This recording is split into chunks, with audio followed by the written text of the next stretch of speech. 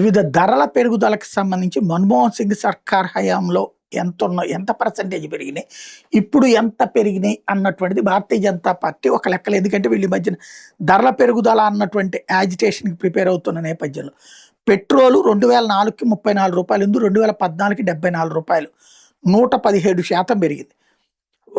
ఈ మోడీ వచ్చే టైంకి 74 రూపాయలు ఉన్న పెట్రోలు 100 రూపాయలు ఇప్పుడు. సరే, కొన్ని రాష్ట్రాలు ఎక్స్ట్రా ఇంకో 9 పెంచుకున్నాయి, అంటే 35% ఇంక్రీజ్ ఉంది.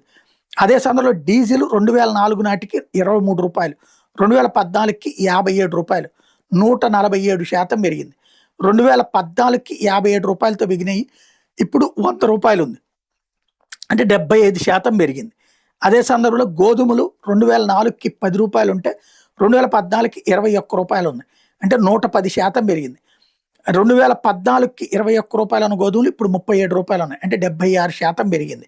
అలాగే ఈ ఆయిల్స్ వచ్చేటప్పటికి 30 రూపాయలు ఉన్నటువంటిది 100 రూపాయలకి చేరినాయి, 233%. ఇప్పుడు 100 నుంచి 190కి చేరినాయి, 85% పెరిగినాయి.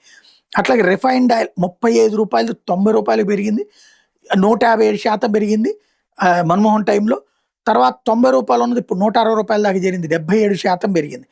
అదే సందర్భంలో ఈ పప్పు దినుసులు 35 రూపాయల నుంచి 75 రూపాయలకు పెరిగినాయి. అప్పట్లో మన్మోహన్ టైంలో 10 ఏళ్లలో 114%. ఇప్పుడు 75 నుంచి 122 రూపాయలు పెరిగింది, 62% పెరిగినట్టు అయింది.